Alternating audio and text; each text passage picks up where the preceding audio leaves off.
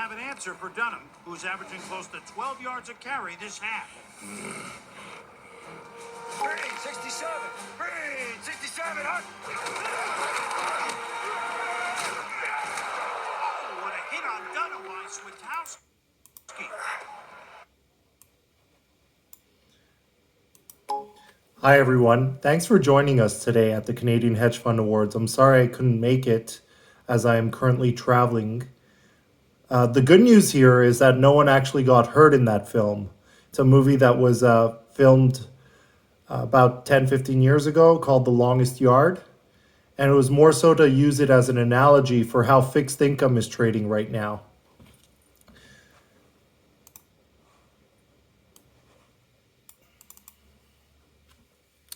So I played football in high school, and from day one, I was told from my coaches that by wearing shoulder pads and a helmet, I'd be safe from concussions and injuries.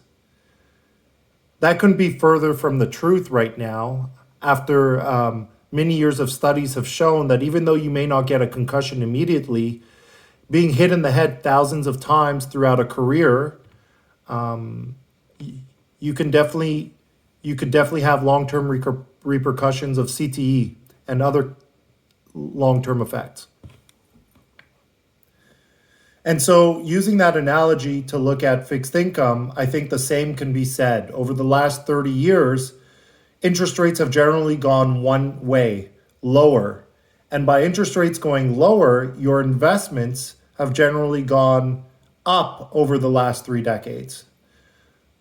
So in many ways, that could have been seen as a very safe and stable form of income. However, it was really a false sense of security because of what we're seeing this year. So, prior to this year, the worst down month in the last 20 years was in February 2021, when a fixed income corporate bond ETF would have been down 2.48%. And then the next worst prior to that would have been in late 2016, where returns were down about 2% on the month. However, this year in 2022, we've had multiple months that have eclipsed those largest downward returns prior to 2022. And so on the year, most fixed income indices in Canada are down anywhere from 11 to 14%. If we were to look at just returns of the 10-year Treasury over the last 100 years, you will notice that 2022 would have been the worst outcome of performance in that 100-year time span. And so 10-year Treasuries are down 17% as of the third quarter of 2022. It's interesting, when we first launched the fund, we actually highlighted if interest rates were to rise simply by 100 basis points on a 30-year Treasury, your investment would lose close to 16%, depending on the exact duration of that 30-year bond. But 16%. And since that time, 30-year rates have in fact risen by 300 basis points, which is much worse than what we would have expected in such a short time frame, 2 years later. A 60-40 portfolio, which has been the benchmark of how portfolios have been constructed over the last several decades, would have actually produced, or has produced year to date, about 21% of losses as of the third quarter of this year. And that's the second worst year on record, with the worst being in 1987. So I think, as technology evolves, as mankind has evolved, I think the investment approach should evolve as well. There's always new ways that are introduced to the market that can produce uncorrelated returns, that can diversify your portfolio. And if we were to take just simply our two key alternative investments within Wheelhouse, which is our long short equity strategy and our long short credit fixed income strategy, since the inception of AmPlus in 2020, your investment would have been up about $75,000 on a $100,000 investment, whereas a traditional 60/40 portfolio would in fact be close to the same 100,000 that you would have invested 2.5 years ago. And so why am I saying this right now? Again, I'm saying this because you have other options, whether it's our strategies.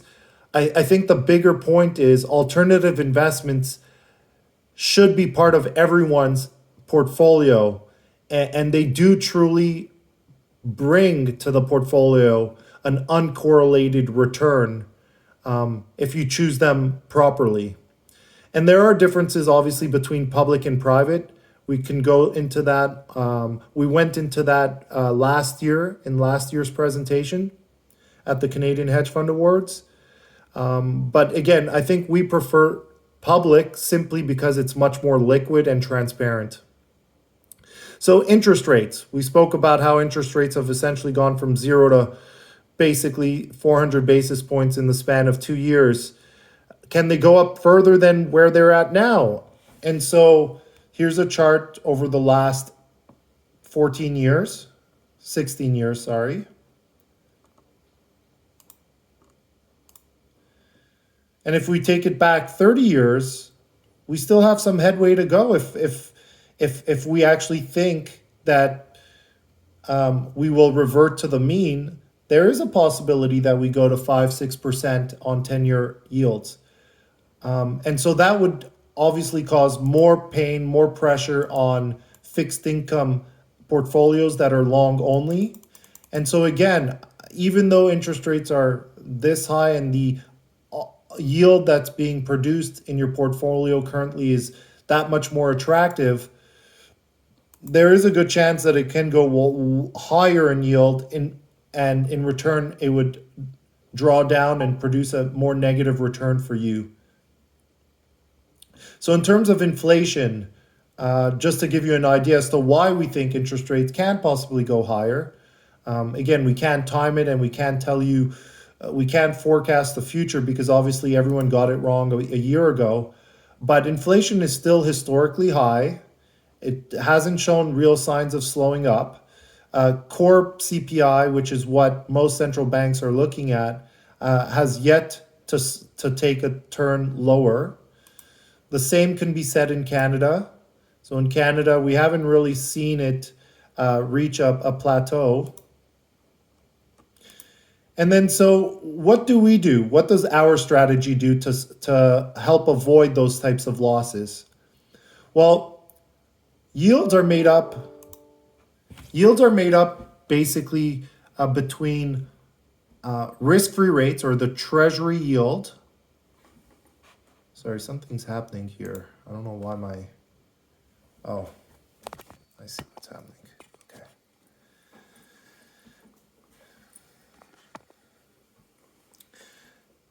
So credit spreads, so bonds are made up of the risk-free rate, the yield of a treasury, and the risk of default. If the risk of default goes higher, you would want to be paid a premium, a significantly bigger premium to where treasuries are yielding currently for you to buy that corporate bond, because there is that greater risk of default and a greater risk that you don't get your money back.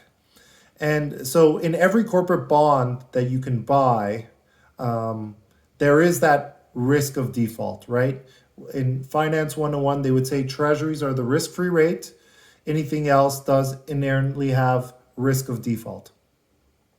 So when you look at credit spreads, so as the chart goes higher, that means there's a bigger premium that investors are wanting to take to invest in bonds that have a risk of default. So as that chart goes higher, us as investors were paid more to take on that risk. And so from a historical perspective, we are at the wider end of that range. In fact, for many names, for many corporate names, namely banks, we would be at levels that are cheaper than pandemic lows. And when you factor into the equation that yields are significantly higher than the pandemic levels, you're actually, in fact, getting paid significantly more to own corporate debt now than you were 2 years ago. So maybe just to put that into context, over the course of March 2020 to December 2021, there were 227 bonds that were issued in Canada that have maturities still 5 years or greater. And out of those 227 bonds remaining, 189 of them are trading below $87. So over 83% of them are trading below 87 bucks. 84 of them are trading below $80 and 44 are below 70. And so when you look at that in a recovery value scenario, there is a floor at which these bonds can trade in a distressed or in a liquidation scenario. And so the margin of safety now is much greater than it was before, especially for the bonds that were issued over the last 2 years. And so why do we like our strategy and our approach over a traditional fixed income portfolio? So this would show or highlight the yield changes on a weekly basis for 5-year treasuries in blue and corporate bond spreads in gold. And you'll actually notice that the interest rate move on a 5-year treasury is in fact 2.6 times more volatile than the change in spreads for a corporate bond. So if we're able to neutralize the interest rate risk and take on a market weight or an overweight exposure to the credit risk profile of a bond, that's in fact very attractive because you're reducing the volatility of your returns. And so taking a step back, AM Plus definitely invests in quality over quantity. We're mainly an investment grade debt fund. We produce stable positive returns. Our largest drawdown, including this year, would have been a monthly negative return of 0.53%. There's transparency and liquidity in public markets versus private debt markets. We have a great reputation with the street. Relationships are key in fixed income because it's an over-the-counter product, whereas equity, there's a lot more transparency and it can be traded on many electronic trading platforms. In terms of growth, we didn't really highlight it earlier, but again, the point of this video is really to show you as an investor that there are other options out there aside from a traditional long-only fixed income fund and a traditional equity-only strategy. And so just in terms of highlighting the returns of our strategy versus fixed income indices, both of them are in fact on this chart down since 2020, whereas our strategy is up 36%. In terms of current positioning, we're a lot more liquid than we've been in the last 2 years. We've definitely moved higher in terms of credit quality, less concentration risk. We definitely own cleaner balance sheets and more debt-friendly issuers. We also have more interest rate exposure now than we have in the past, simply because interest rates are obviously a lot higher than they've been in the over the last 15 years.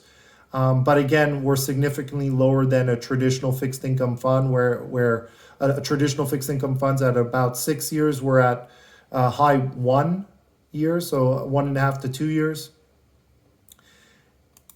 And just to remind everyone, we did win last year best 1 year return, a 3rd place.